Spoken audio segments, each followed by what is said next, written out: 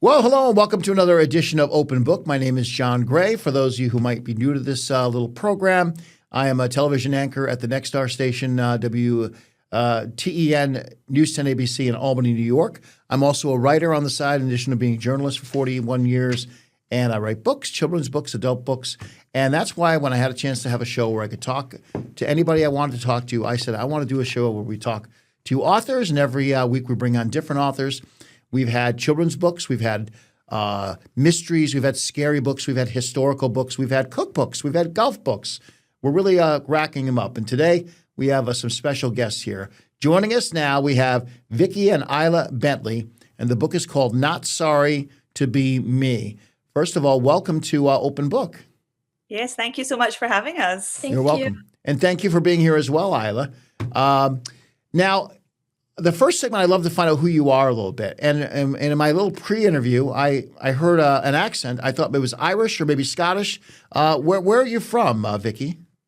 So I'm from Scotland. My husband and I are from Glasgow, and we moved over here to Albany about 14 years ago for his work. He works for Global Foundries, so that's what brought us over here, and we're still here all these years later. It wasn't really part of the plan, but here we are. And then I have two girls, Isla and my younger daughter Esme, who's 8. We're both born here, so we went through the whole green card citizenship process, and yeah, we're here to stay, I think. Mm-hmm. Do you have dual citizenship, or are you still a Scottish citizen? How does that work? Yeah, we have dual citizenship, which is amazing. So, because all of our family are still over there, so Sure. It gives us a lot of freedom to be able to visit them, and the girls have that too. So, yeah, it's the best of both worlds, really. Now, I was teasing before we started that Isla does not have your accent, but are there certain words you say with a Scottish hint, Isla? Not really, but some people ask me in my class if I should say a bottle of water out loud, as if they're expecting this really loud, annoying Scottish accent. Right.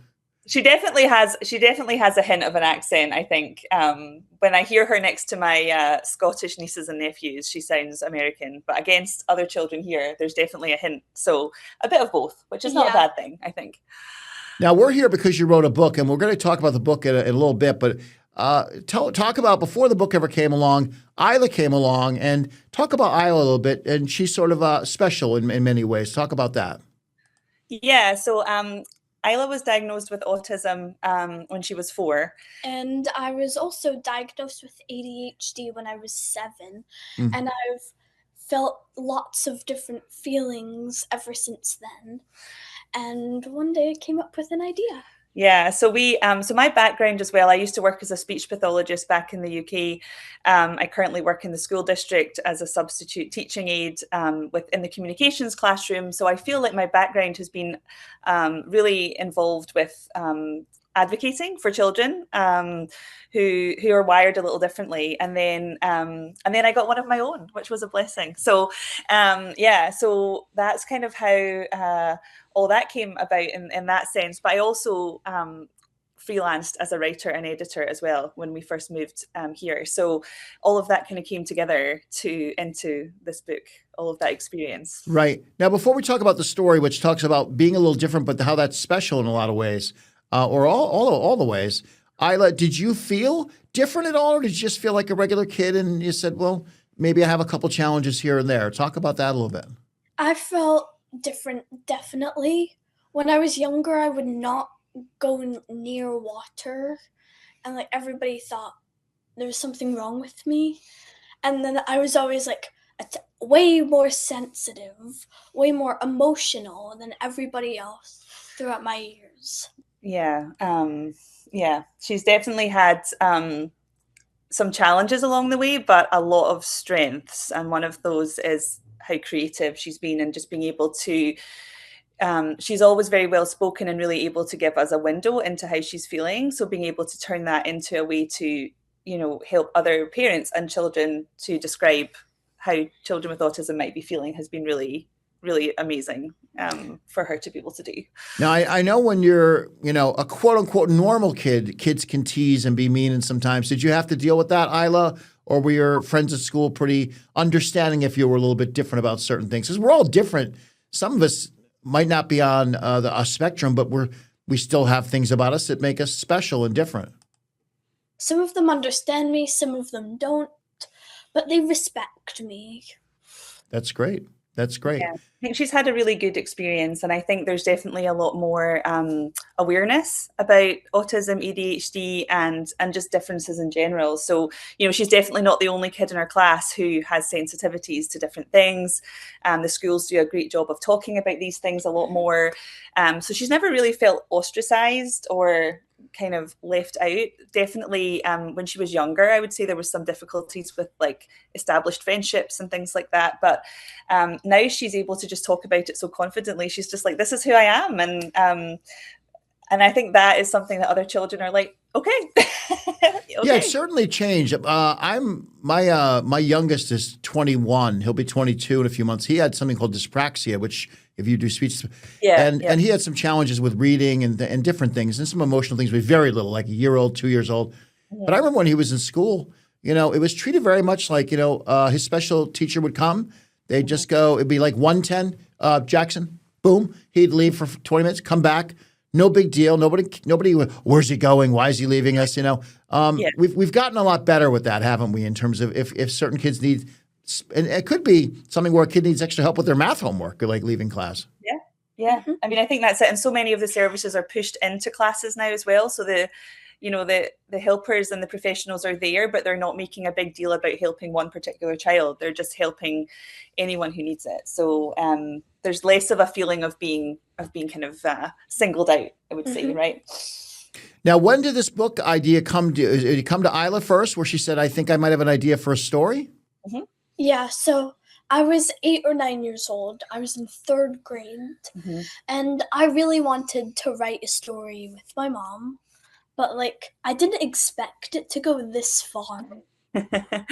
Isla's been writing stories ever since I was 4. She could really write. I mean, it's been her creative outlet. She's written stories. Sure. She's, drawn pictures. That's her way of just expressing herself.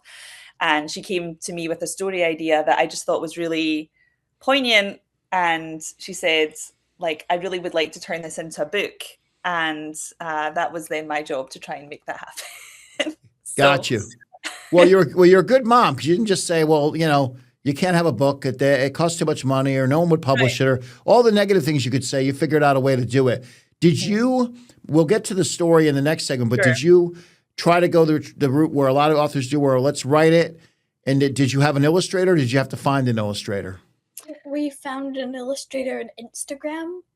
We did, but first of all, what we did was I kind of turned her ideas into story form. So I kind of put it into a rhyme and made it into kind of a story that we could then try and pitch to some people. I mean, we don't have an agent or anything like that. We were just very much, let's just see around where we might be able to pitch. And again, we heard nothing for a long time. Yeah, sure.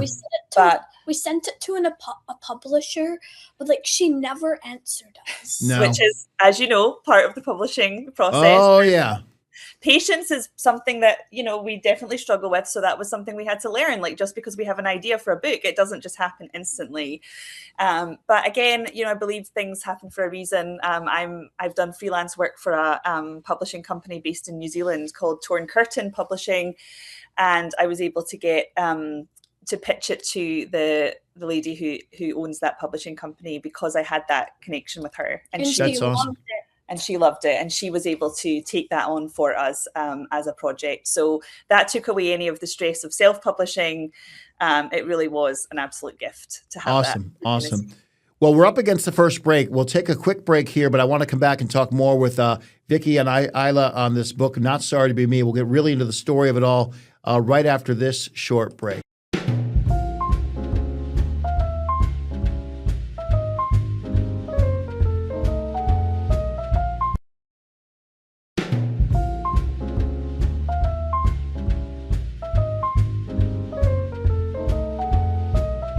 All right, welcome back. We are talking to Vicki and Isla Bentley. The book is called Not Sorry to Be Me.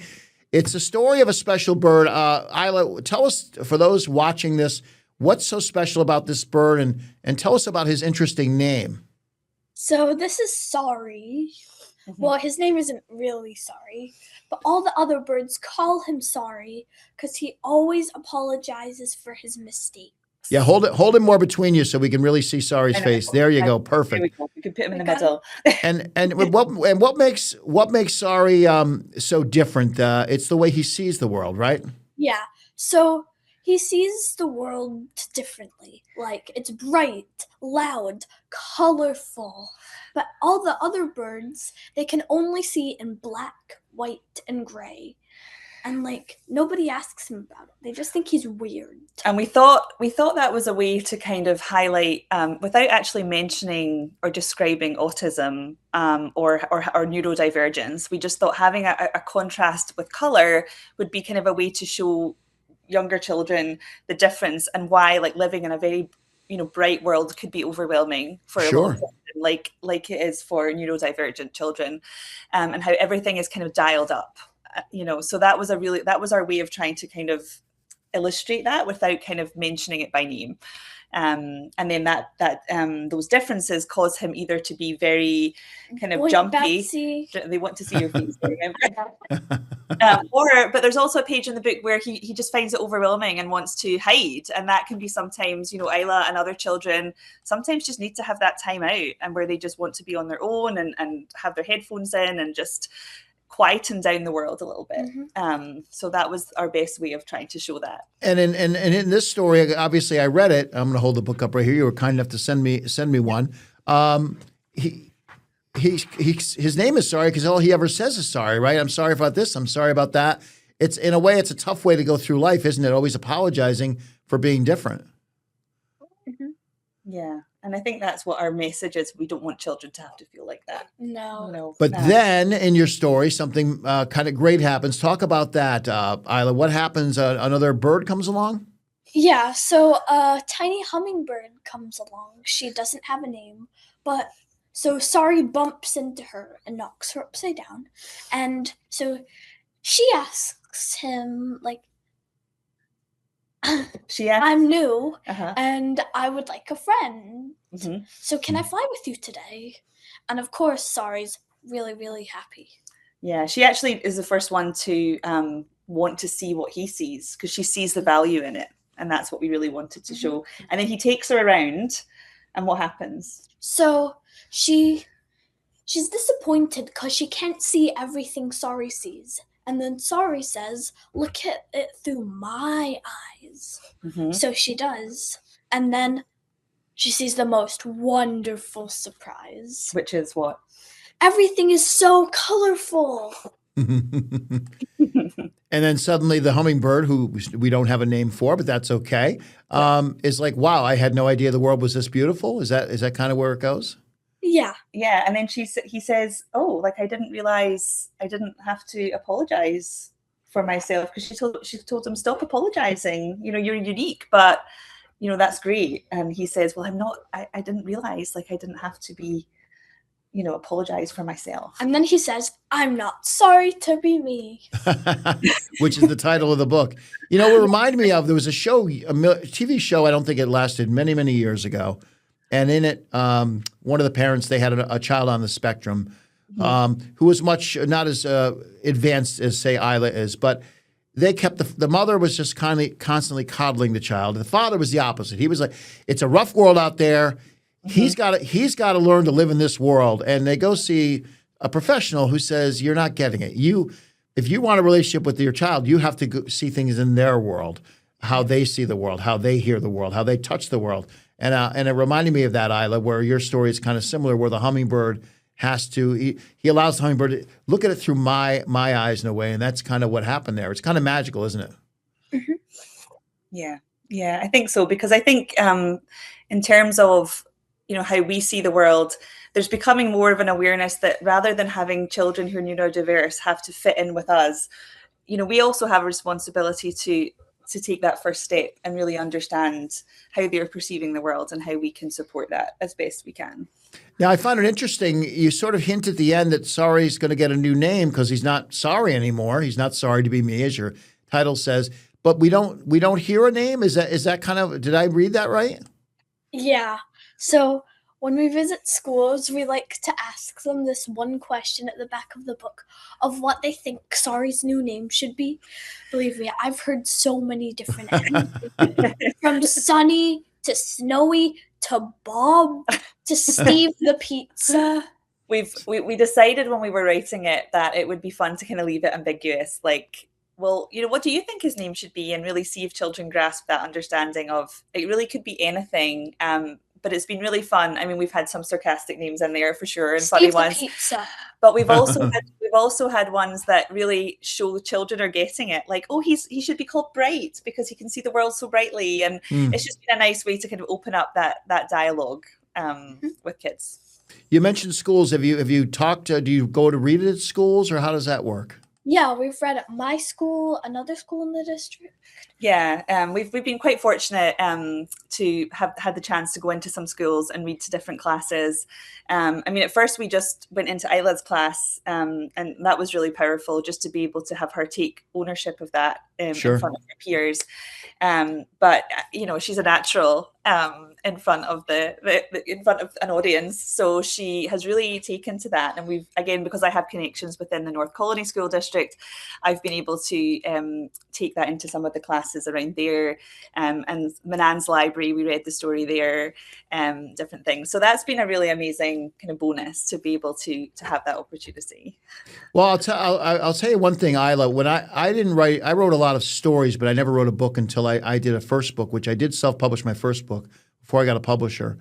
And I'll never forget, I wrote the story and I got an illustrator, and they sort of lay it out for you, and you sort of think you know what it's going to feel like when you get the book. But the day the box showed up in the mail and I took out the book in my hand, I was like, oh my gosh, this is just, it was the most amazing. I thought it was like winning an Academy Award. I'm holding my book that was in my imagination and I'm holding it. Did you have that feeling when you first got your first copies of Not Sorry to Be Me? Was it just mind-blowing in a way? Yeah, well, the first copies were technically like first drafts, and then we got we got the sample copy, and then we got everything the way we liked it. I think one of the biggest things, correct me if I'm wrong, but was just seeing her drawing of Sorry kind of come to life, because she had initially drawn the characters, and then obviously we had an illustrator who took her drawings and took it a few steps further. But I think just seeing her concept on the page was quite incredible. How long did it take you to write the book, and how long did it take you to find the illustrator and get the pictures back? Sometimes the illustrators need a little bit of time. Well, so it took 2 years to get published, because I was at like the beginning of 3rd grade, and now I'm almost done with 5th grade. Yeah, so I think her writing her little story and then us turning it into a first draft of the story didn't actually take that long, but it was the whole part of waiting for finding a way to get it published and figuring that all out really did take the time, didn't it? So it was definitely a couple of years in that whole process. And my plan was to self-publish, but I just felt overwhelmed, honestly, by that whole prospect. So that was my plan B, if we couldn't get any publishers, which is understandable given that we're not, we don't have an agent. We're not really, we wouldn't be first choice for a publisher, but we were very thankful then for Torrance Curtin to take that on board. Well, as someone who's gone down that road, people don't understand it.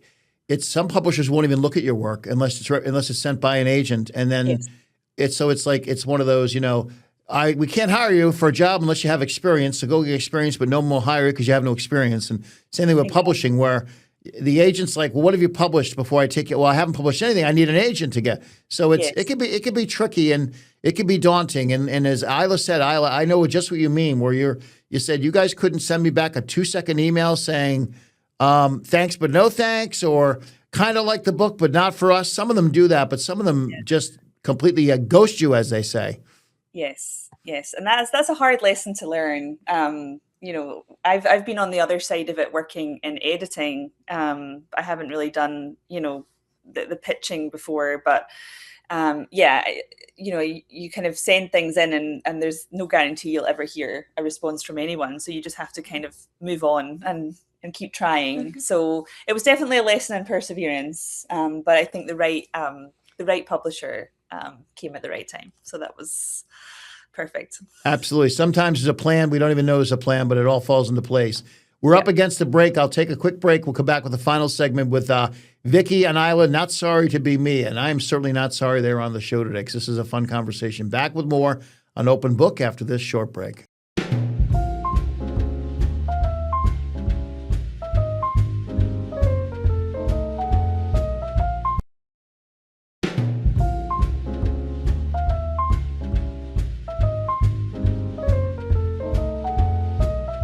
All right, back with the final segment. Isla, you're hanging in there. I wasn't sure if we'd have you for the whole interview, but there you are. Thank you for doing this, by the way, today. We're taping this on a Friday, and the sun's shining outside, so we'll get you outside maybe to play or something after this is over, since your homework can wait till the weekend, probably. Do they even give you homework? They give you homework anymore on the weekend, or do you not get homework on the weekend? Well, I'm in 5th grade, and they only give you homework on Mondays to Wednesday, and then Wednesdays to Friday, so... Plus, it's spring break this week anyway. So. Oh, that's good. That's good. She's all good. So you've done the schools. You got the book published, which is amazing. How would people want to get this book if they wanted to read it? And who would it be for, Vicki? Who would you recommend? This is not just. I really enjoyed it. I was thoroughly enjoying it. I'm always a champion of people who are. We don't even. My wife. We have puppies that have special. She calls them special qualities, not special needs. They don't need anything except love. But and I'm always a champion for people who are a little different. There's nothing wrong with that. The world would be so boring, as you point out in the book, if everything is the same color. It'd be boring. So who would you recommend the book to? I mean, honestly, I would recommend it to any child, whether they are neurodivergent or neurotypical. I think there's just themes of just kindness and friendship and acceptance that is important for everyone to hear. I mean, obviously, we've done some events with the local chapter of the Autism Society, and that's been great because we've been able to read. We read the book at their Easter egg hunt, a special sensory Easter egg hunt. And that was great because we felt that was an audience of children who probably would associate more with sorry. But then we also read in schools who maybe were speaking to more of the hummingbirds, the ones that can come and be that bridge to help people to help make those connections and help make other children feel welcome. So I really think for any child, it's helpful. We also had a bit at the back of the book, for parents specifically, because I think when we first got Isla's diagnosis, I was looking for resources and things that I could read to Isla, but also kind of read myself. And I think sometimes just having a resource like this for parents to be able to read to their kids is really important. So any child, I think we're in a stage in our history where we just need kindness. And I think that's what this book really advocates for. And the book is available on Amazon. It's on Barnes & Noble online. It's in a couple of our bookstores around the place. We're kind of very gradually starting to spread into that. So we managed to get some copies into Northshire up in Saratoga. We managed to just get one into the news bookstore at the Rensselaer Station. Yeah. One in the bookstore in Delmar. So there's a few. It's out there, not in many places. So it's probably the best bet is to either look for us at an event or get a copy online. Yeah, you talk about the hummingbirds out there, and Isla, you'll appreciate this story. I did some stuff with the Autism Society, and I remember a father got up giving a speech about his son who was very much nonverbal, his autism, and he was intimidated. He was mainstreamed in a regular school, but he got very intimidated at lunchtime, and he would want to take his lunch and eat alone in an office, and they sort of accommodated it. And then one day, one little girl kind of made friends with him. And then said, "Would you like to sit with me?" And all of a sudden, he was sitting in the cafeteria with the other kids, and it changed his whole school year. And she was that one little hummingbird who came along and did that. And you must have a few friends who were like that for you, Isla, as you've gone through school. Yeah, I do. Mm-hmm. And even you're one of we've had teachers along the way who have acted like that too. Like teachers who accept me, listen to me. understand me, and I've also had some teachers that didn't get me and didn't respect my diagnosis. I think sometimes there are people who just accept that she's maybe an out of the box thinker, and there are people who have a harder time understanding that. So there's definitely helpful both as educators and other friends to be those hummingbirds along the way, just giving her a little push along the road. Absolutely. Do you think there's going to be? How old are you now, Isla? You said you're 11. Yeah, I turned 11 in February. Well, happy birthday. Are there going to be more stories and books from you, do you think, down the road? Because you're very young. You're way ahead of me. I took me another 40 years to get a book done, and you're doing great. Well, for me, I've been writing since I was 4, and there's always another adventure in the way.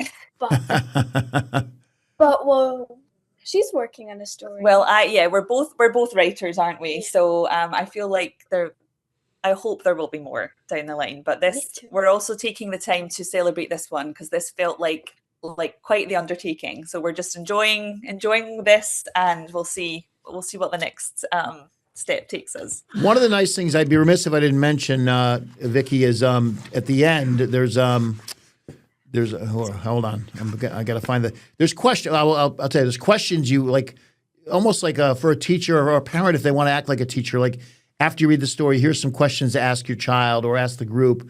That's kind of a neat feature you have in this book. Yeah, we just wanted to kind of have a very gentle way to facilitate some discussion. And I know, I've had parents come to me and say, well, how did you start even talking about your diagnosis like with your child at a young age without maybe starting to get too deep into the details? And books like this are a great way to just start talking about children's differences and having that dialogue about how kids can behave. And we've had a lot of positive feedback about that. Even the Autism Society, the director there said that she had used it as a conversational piece in her young adult group, and they were all using that, reminiscing about their time at school and the connections that were made. So it's just a way to kind of facilitate that connection and dialogue, which we wanted to do. Yeah, well, personally, I didn't even know that the questions were there until the book was published. That was Mum's. Mom snuck it in there. Well, Isla, I'm going to do something I never do because I was so moved by your story. I want to read a page of your book that you're going to recognize because you wrote it with your mom. But I want the audience, I'll close on this because if I could sum up your book, this might be it for me. I don't know what page it is. It's a little ways in where after he's met the hummingbird, and this is the conversation. The hummingbird says, "Why don't all the other birds share this with you too?" "They never asked," Sorry replied, "to see things from my view. I have so much to share with them, so many things to show, but they just think I'm different and they don't want to know." "Well," his new friend told him, "you're different. Yes, it's true, but don't say sorry anymore for simply being you." That is not only great writing, but a great message. And congratulations on this book, Not Sorry to Be Me. I really, really, really recommend. I would love people to read every author who I bring on this show. But this is my sweet 16th interview for this open book segment, and I'm glad you're here, and I'm glad I got to do this interview and talk to you because this is a great story and a great book, and I feel like you just need the one right person to see this, and this could blow up huge and be everywhere for you. I hope it does. But thank you so much, Vicki and Isla, for coming on. Well, thank you so much for having us and just giving us a platform to be able to showcase. Of course. And again, the easiest place to find it would be Amazon, I would imagine, right? Yeah, for sure. All right. That will do it for us for another segment of Open Book. My name is John Gray. Thank you so much to our guests, Vicki and Isla. Just a wonderful conversation and a wonderful book. And as I say every time I close out the show, I really don't care what you're reading, but just please buy books and keep reading because we need more of that in the world. Take care.